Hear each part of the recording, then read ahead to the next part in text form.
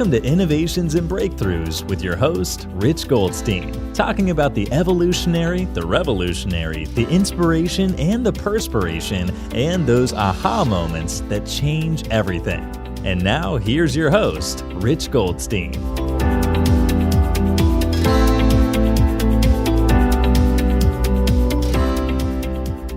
Rich Goldstein here, host of the Innovations and Breakthroughs podcast, where I feature top leaders and the path they took to create change.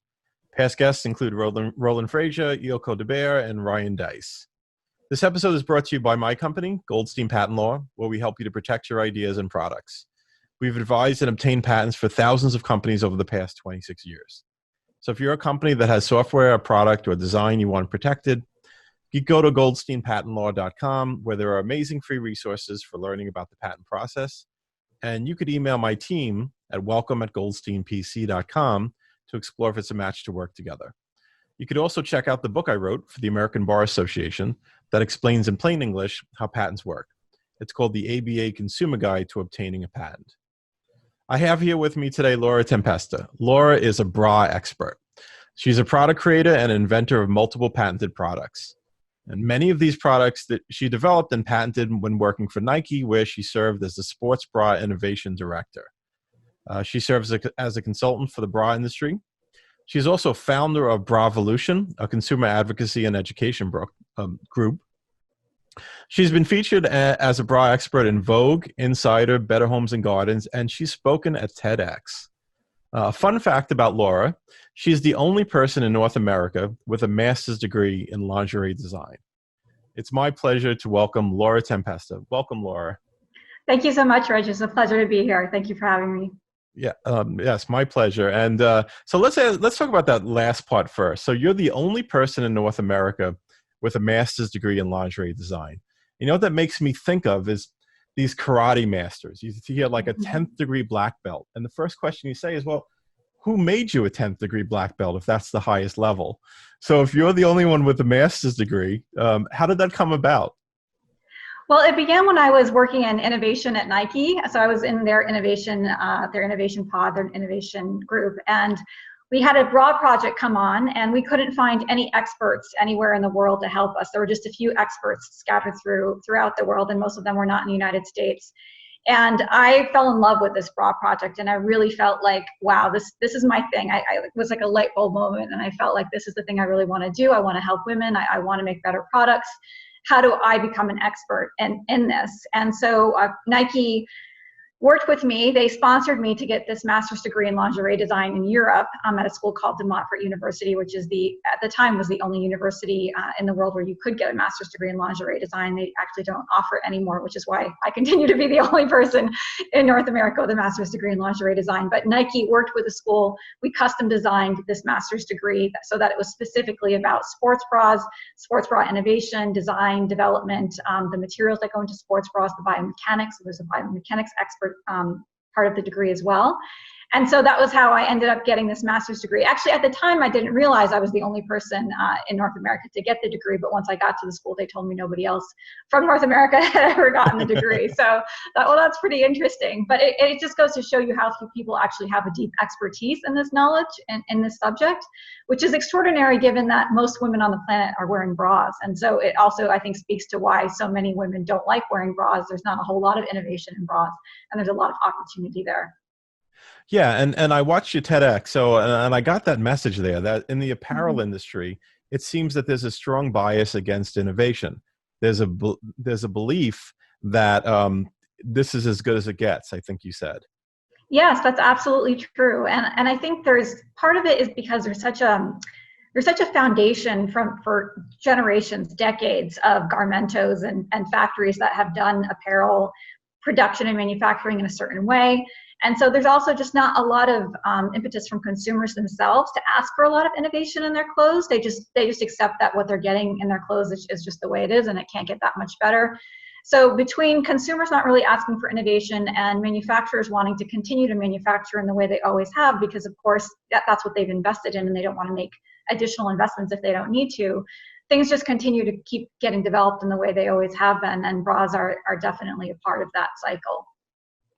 Yeah, absolutely. And so I guess the manufacturers feel it's as good as it gets, and then consumers have come to believe that. Um, Yes. but Yeah. I have a feeling that you think differently about it. Yes, I That you do. see some real opportunities. So so I do. so tell me about that.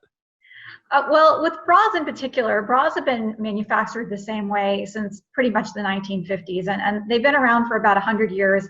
And in my TEDx, like I show examples of bras from the 1930s that look exactly like the bras that we have today. So there has not been a ton of innovation. And what they do is they keep quote unquote reinventing the bra. So you know that famous quote by Ford where he says, if I wanted to, if I asked people what they wanted, they would have said faster horses. So that's what's going on in bras is they keep going back to the same design and they keep kind of tweaking the same design and not really thinking about, well, if we actually want to support women's breasts, what are the other ways that we could do that? And then there's the whole component too of like, well, what is even that from a cultural standpoint? Supported breasts it's a cultural thing, right? It's not necessarily it's not a medically necessary thing. So there's that part of it too. But they've been made the same way for generations, for decades. The manufacturers have invested tons of money in molds and in machinery that keep making things the same way. And women have just accepted that bras are a white noise in their life. Like they know that they're annoying. They know that they don't like wearing them. They take them off the first thing they take off when they get home. But they've just accepted that they have to wear these things. And so it just becomes like this white noise in the background and no one has really challenged, A, why are we wearing it? B, is there a better way to do it? And C, why do we keep going back to the same design when there's probably lots of other ways that we could do this in a much more efficient and comfortable way? Got it. Yeah, and that sounds like that's where the status quo comes about. Like there's just a lot of biases and a lot of belief that it can't get any better. And I didn't hear you say it, but I've heard it said many times before. Well, bras were invented by men, and I imagine that there weren't too many women involved at a high level on a corporate level in this until more recently, right? You're exactly right. The corsetry industry was dominated by men, and the bra industry was also dominated by men. And in fact, it continues to be dominated by men, especially in the factories in Asia and Sri Lanka and these countries where there's a lot of bra manufacturing going on. So it really is only in the past decade that more women have been involved in the higher echelons of bra manufacturing companies or have started their own companies and trying to recreate this garment, this product, and trying to make it better for women themselves. So you see that transition. Even Victoria's Secret was a company, started by a man. It was for a man. It was about making it easier for men to buy lingerie for the women in their lives, essentially. So it comes from more of a sexual standpoint than it does from a comfort and support standpoint. And when women get involved, then they actually try to make a garment that works for them rather than thinking about the sexual side of it. Got it. And so Victoria's Secret really was that the secret was that it was a man that ran the company. Yes, I know. And in fact, until very recently, he just sold it. Although I think that that's a whole nother conversation. But I think there is some battling now about whether or not. I think the people who bought it from him want to see if they can get out of the contract because they bought it right before COVID, and obviously Victoria's Secret was already struggling, and it's definitely struggling more now. Yeah, absolutely. And and so it's funny, like I learned more from your TEDx than I thought I would ever know about bras. And like I can't believe I'm going this deep into the conversation on it. But like, so one of those biases, for example, is that the underwire is not about support, it's about shape. Right. Like, Yes. so, people think like, oh, it's helping to serve the function of the bra as being a support garment, right? But it's not, right? And that goes to what you're saying is part of the original kind of aesthetic reasons that dictate a lot of the design. Yes, and underwires weren't even really a thing until the 1960s. So up until the late 1950s, bullet bras were, and that pointy shape was what was considered aesthetically pleasing, which isn't true today. But they were able to use fabrics alone to get these very supportive bras without underwires. And then underwires came along as a way to make a more rounded shape. So to go from that pointy shape to a more rounded shape. And it was absolutely about shape and not about support. But somewhere along the way, somewhere along the path, women got the message that they needed to have these uncomfortable wires, and they're really just big pieces of metal essentially in their bras in order to have support. They're really no different than corsets, honestly. Like, yes, they're not compressing you down at your waist or where your organs are, but pieces of metal in a bra really aren't any more comfortable or any better for your health than a corset is. So it's not that much different. Great. And so, let's talk about what are some of the things that motivate innovation in this. So if there is kind of a bias against innovation, what are some of the factors or the opportunities you see for innovation? Well, right now, I see a huge opportunity for innovation. So a few years ago, a Wall Street analyst would call me and they were actually asking me about Victoria's Secret and where I thought Victoria's Secret was going. And I told them at that time that I did not think Victoria's Secret was a safe bet. And I said, because right now there's this tsunami of change coming in the bra industry, and this tsunami wave has comfort written all over it. And it's on the horizon. It's not here yet, but it's coming. Victoria's Secret has nothing to do about comfort. It's about, again, it's more of it's about creating sexually pleasing bras that uplift and push up and all of these things. And so I said, that's coming. It's not here yet, but it's coming. And COVID is the line in the sand where I think fashion historians are going to look back on this and say that this is the thing that changed how bras are manufactured and how also what is considered as aesthetically pleasing in a bra as well. So up until now, women have defaulted to underwires, again, just because it's what they've always worn and what they've always done. But now we have months and months at a time where women have not been wearing underwire bras. So when they go back to work and when all of this is over and normalcy ensues, and they go back to putting an underwire bra on, immediately they're going to realize just how uncomfortable it is because they haven't been wearing it, and they've gotten out of they're no longer used to having that feeling anymore. And so I think that a huge opportunity for innovation in bras right now is to create a supportive bra that doesn't have an underwire. Right now, if you go out into the market, there are supportive bras without underwires that are quite not aesthetically pleasing at all, or they're not all that comfortable. And no one's really put a ton of time and effort into figuring out how can you make a supportive bra that's both comfortable and beautiful and doesn't have an underwire. And it's because no one was really asking for it. But I think now there is going to be a need for it, and consumers are going to be asking for it, and it's going to be a real opportunity and innovation for bras. Got it. So it sounds like the real opportunity has to do with comfort, and that's the motivating factor for innovation. Yes, I think so. I mean, and different people have different opinions on this. Like, for example, mass customization is something that a lot of manufacturers are looking at. Like, how can we make the bra so that it's custom designed for a certain person? Because there are different, most women have one breast that's a little bit bigger than another. There are all these factors about why a bra might not fit somebody perfectly.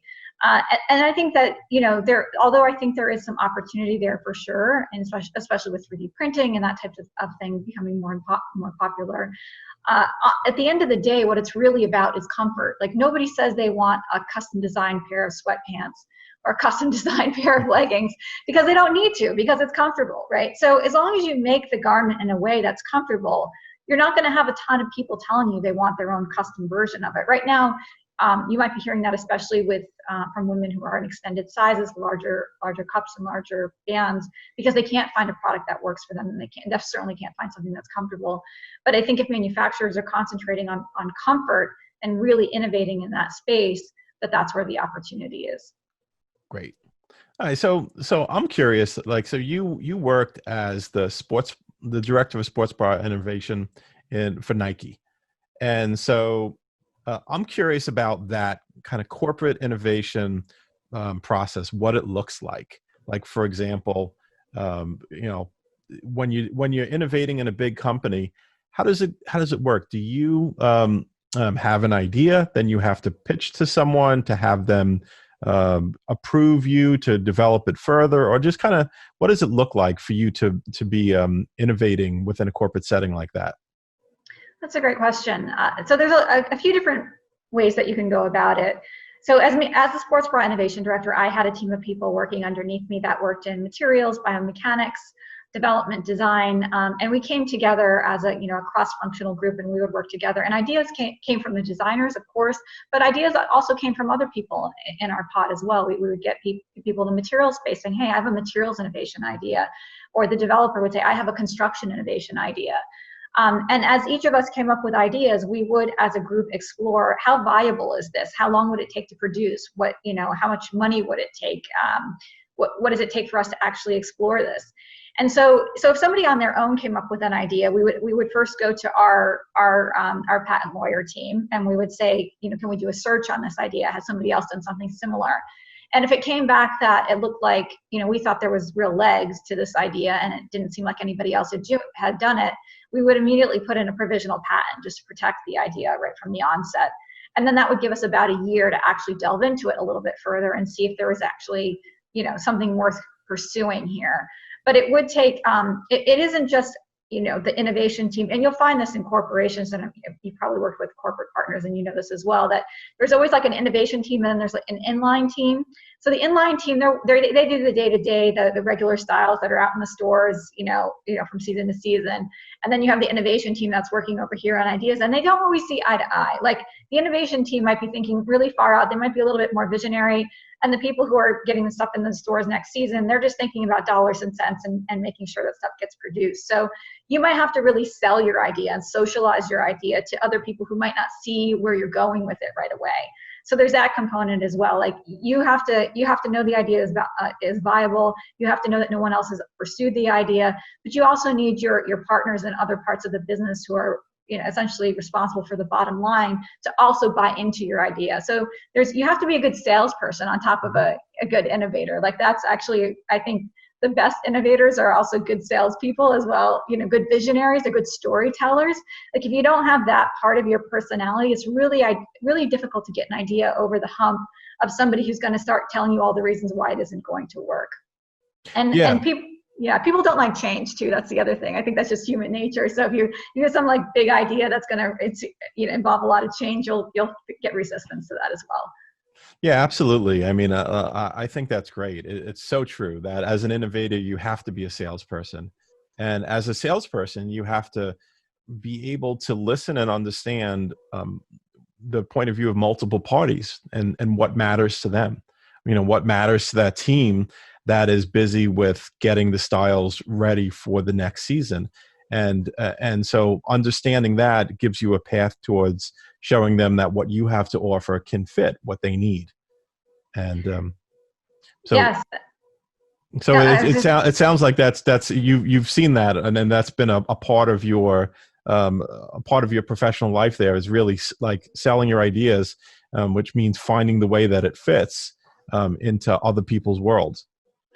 Yeah, and what I will tell if I'm mentoring a young innovator, what I will tell them is hone your storytelling skills. Like your idea generation, you already have that. Like as an innovator, that's something that's inherent to you. You've probably always been somebody who has great ideas and you're creative in that way. But if you can't be a good storyteller, you're never going to get your ideas over the hump. The other thing I tell them is partner with somebody who's good at numbers, who can help you to see, like, is this actually going to be profitable? Because it's one thing to innovate in a think tank or in a university. That it's totally blue sky, and no one's going to really hold you to any kind of budget or whether or not you can actually make money on it. But when you're innovating in a corporation, especially a publicly traded one, at the end of the day, you have a responsibility to your shareholders, and you have to show that you can actually make money on this idea and that it's not going to be a money sink. But you've got to show that as well. So you have to show, I guess, that blue sky can lead to blue ocean. Yes, exactly. I just made that up. I like that. That's a good one. Yeah, I might thanks. steal that.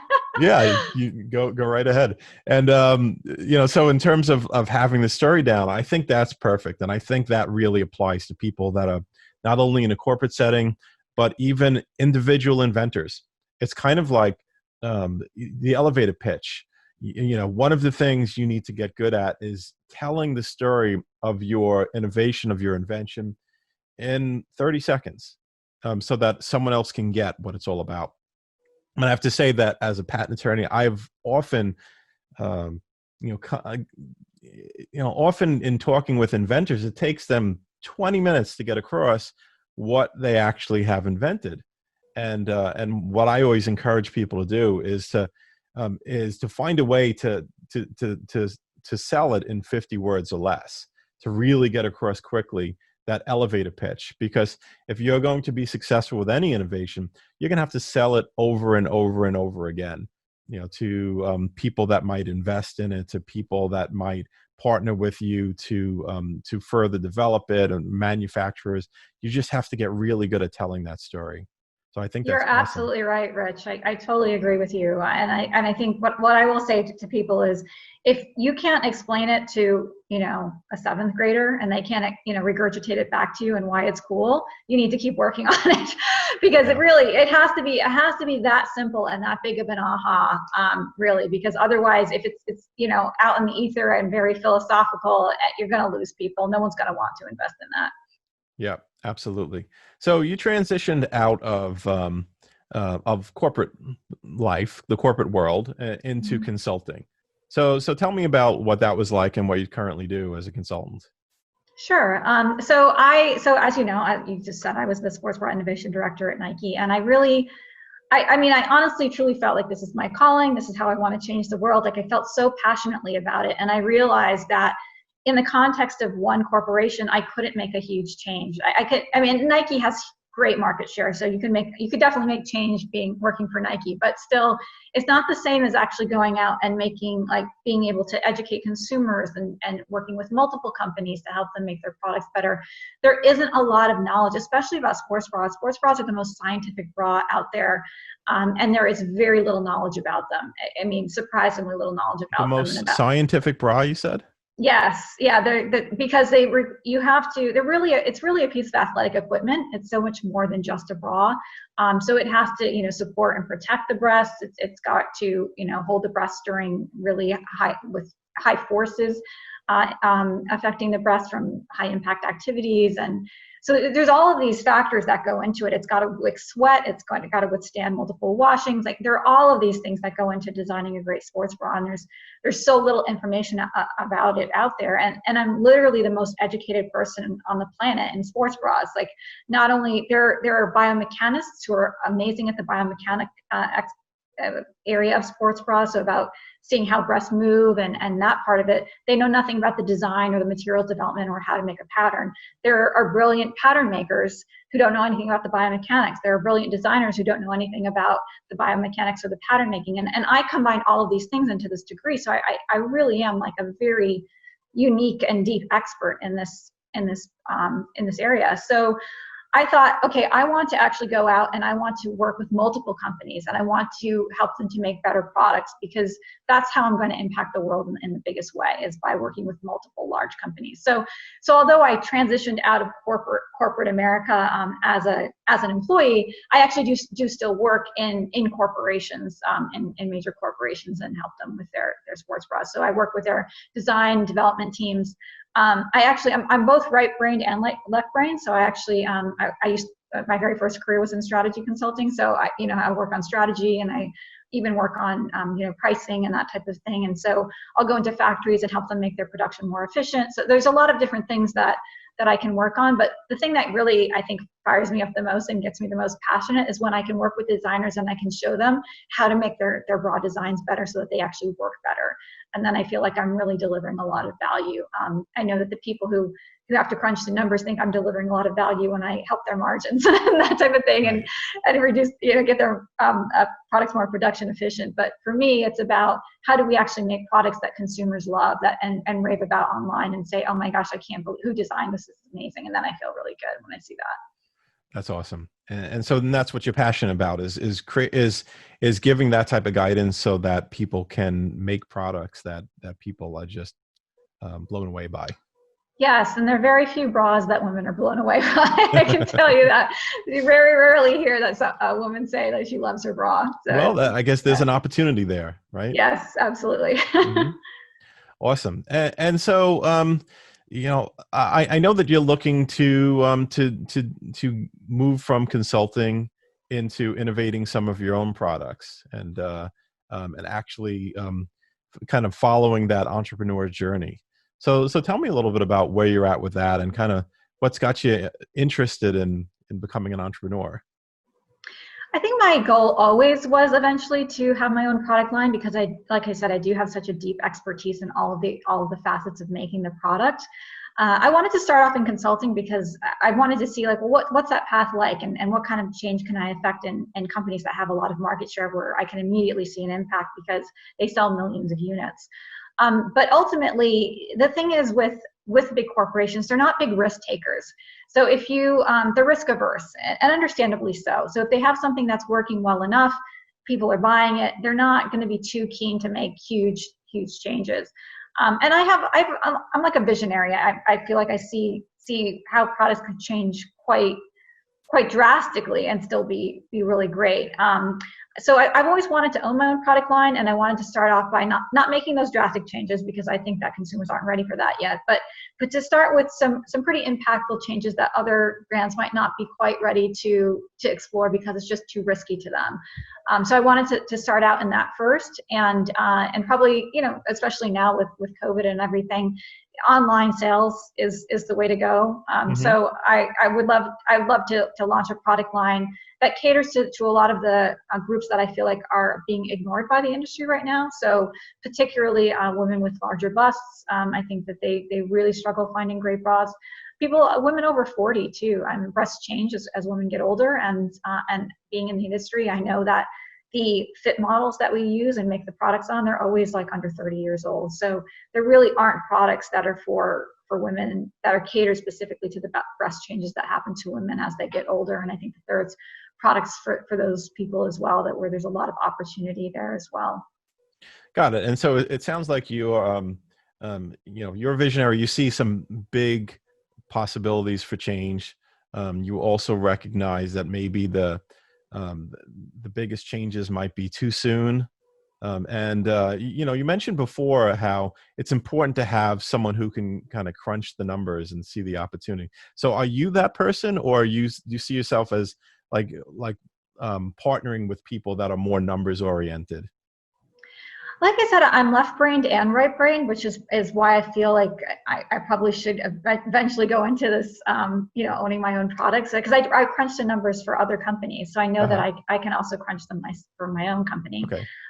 So I do feel like that I can do that as well. But the reality is, when you own a company or a product line, as it starts to take off, which hopefully it does, you can't do everything yourself. So you need to partner with people who can help you in those areas. And I have to admit, like, if I was going to partner with somebody who could help me, it would be more in that area, because the visionary and the product creation, that's something that only I can do, at least, especially in the beginning. Right. There aren't many people who have the amount of knowledge that I have or think the way that I think. Whereas the numbers part, there are a lot of people who can do that part. So yes, I would probably look to partner with somebody eventually as it got bigger. Okay. And so how ready do you feel for your entrepreneur's journey? I feel pretty ready. I had, hoped to do it sometime this year. Honestly, I'm taking a little bit of a pause from it, just with everything going on in the world. It's it's a very unusual time, and probably not the best time to be launching something right now. But I feel like within the next 6 months, I definitely want to make that transition and start to go in that direction, especially because of the opportunity I see post-COVID with creating a whole different new type of bra, and even, and I could also see the aesthetics of what breast support looks like changing as well. Like I said, they changed drastically in the 1960s after women's lib, when bullet bras transitioned into the bras that we have today.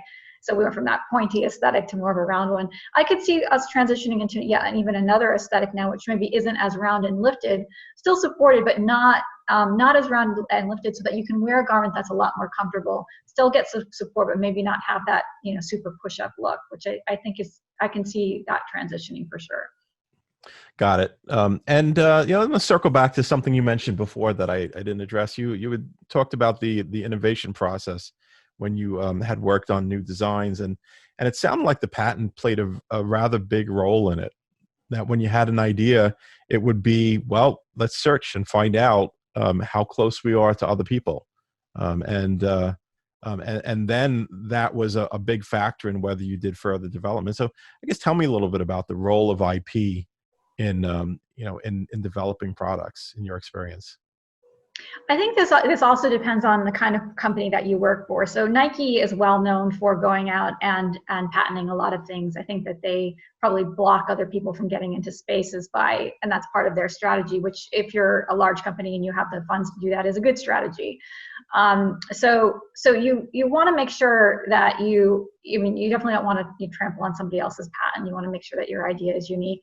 In bras, there are a ton of patents, so it is difficult to find a space where something hasn't already been done. But we want to we want to do that search. We want to do the provisional, and then we want to see that it's actually something worth pursuing, and then file the patent. There was we had our Flyknit bra, which came out, and I was on that patent, the Flyknit bra patent. And then there was another company that came out with a very similar bra at the same time. I think that the patents were filed within months of each other. And I think the last I heard, although don't quote me on this, the last I heard is that the other company actually I think beat out Nike on the patent. So, but it was within months that they were filed. So it is really important if you have a really unique idea that you do the provisional and you patent it as soon as you possibly can. You know this as a patent attorney is like that. I feel like you have to sort of assume if you come up with a really great idea that just assume that 5 other people have come up with the idea at the same time, and it's like a race to who's going to actually patent it and protect it first, because that is just the way it works. It's like it's the zeitgeist of things. Like it's rare that somebody comes up with an idea on their own that somebody else hasn't already thought of. Right. They say great minds think alike. Yes, exactly. It's really true that there's like kind of the same factors that you notice and motivate you to come up with new ideas are probably impacting many other people simultaneously. Exactly. Awesome. Well, this was really great, and I'm wondering if people want to learn more about you or get in contact with you, how do they do that? You can go to my website, which is Bravolution.com, or I'm on LinkedIn as well. I have an Instagram account, which is the Bravolution, and also I have a TEDx talk, which you can just go to the TED site and you can search my name, Laura Tempesta, and it will come up. So there are lots of ways to contact me. And we'll be sure to link to it in the show notes as well. So that's great. Laura, once again, I really appreciate you being here. This was awesome. Thank you so much for having me. It was a lot of fun.